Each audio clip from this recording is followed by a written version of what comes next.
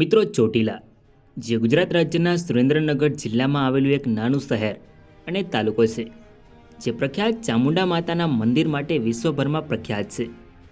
ચોટીલાનો ઇતિહાસ સદીઓથી શરૂ થાય છે, જે ભારતની આઝાદી પહેલાં એક સમૃદ્ધ રજવાડું હતું, જેમાં અનેક રાજાઓ દ્વારા શાસન કરવામાં આવ્યું હતું.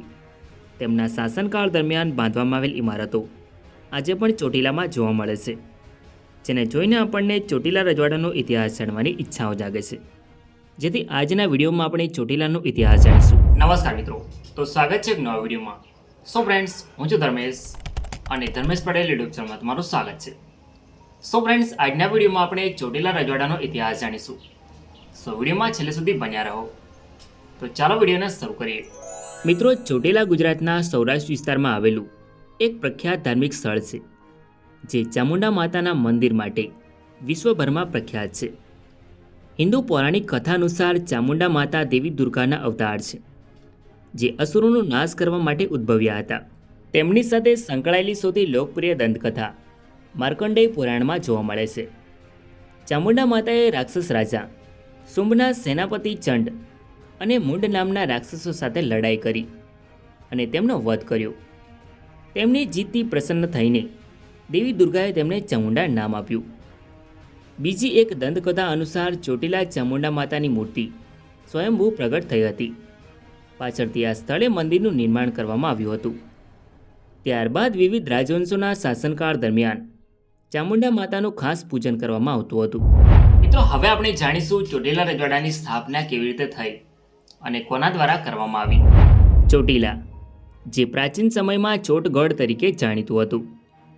ઈસવીસન 16મી સદી પહેલાં આ વિસ્તાર પર મૂળીના સોડા પરમાર રાજપૂતોનું નિયંત્રણ હતું, જે રાજપૂત વંશની પેટા શાખા હતી.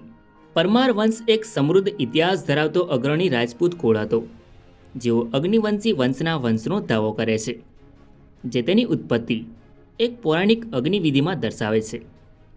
પરમારોએ ધાર અને ઉજ્જૈન જેવા નોંધપાત્ર કેન્દ્રો સાથે માળવા સહિત સમગ્ર પશ્ચિમ ભારતમાં ઘણા પ્રદેશો પર શાસન કર્યું હતું. 16મી સદી પહેલાં પરમાર રાજપૂતોનો ચોટીલા પર દબદબો હતો.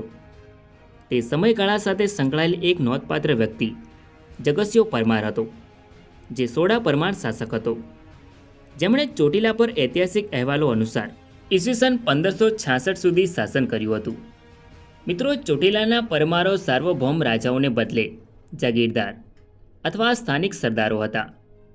ચોટીલામાં તેમનું શાસન લશ્કરી બહાદુરી અને પ્રાદેશિક શાસનની લાક્ષણિક રાજપૂત પરંપરાઓ દ્વારા ચિહ્નિત થયેલું હતું. જોકે ચોટીલામાં તેમના વહીવટ વિશે ચોક્કસ વિગતો ઓછી મળે છે. ચોટીલાના ઇતિહાસમાં વળાંક 16મી સદીની આસપાસ આવ્યો, જ્યારે કાઠિયાવાડ દ્વીપકલ્પના યોદ્ધા સમુદાય ખાચર કાઠીઓ પ્રસિદ્ધિ પામ્યા. કાઠીઓ એક અલગ જૂથ હતા, જે રાજપૂતોની એક શાખા હતી, જે તેમની ઉગ્ર સ્વતંત્રતા અને બાહ્ય વર્ચસ્વ સામે પ્રતિકાર માટે જાણીતો હતો. વાળા અને ખુમાન જેવી અન્ય શાખાઓ સાથે કાઠી સમુદાયમાં ખાચરો એક પ્રતિભાશાળી વંશ તરીકે ઉભરી આવ્યા હતા.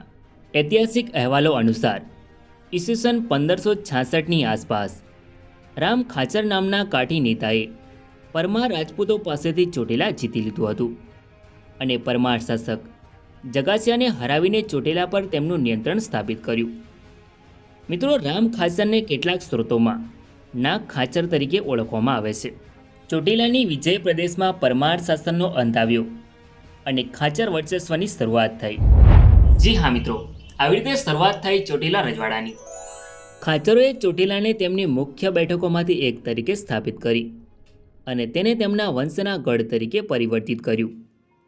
મિત્રો, ચોટીલા નામ પાછળ એવું પણ કહેવામાં આવે છે કે ચોટીલા નામ તેમના વિભાજનમાંથી 4 તિલાસ એટલે કે 4 ભાગ, જે કાઠીઓ દ્વારા તેમના નિયંત્રણ પછી વિકસિત થયું હતું.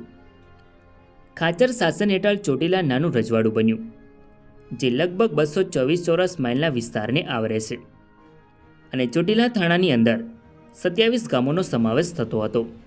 મિત્રો, ખાચરોની ઉત્પત્તિ નજીકના શહેર ઢાકમાં અગાઉની ઘટનામાં શોધી શકાય છે, જ્યાં વાળા કુળના રાજપૂતનું શાસન હતું. આ સરદારના પુત્રએ પાટગીર શાખાની કાઠી છોકરી સાથે લગ્ન કર્યા. ત્યારબાદ તે કાઠીઓના સરદાર તરીકે ચૂંટાયો.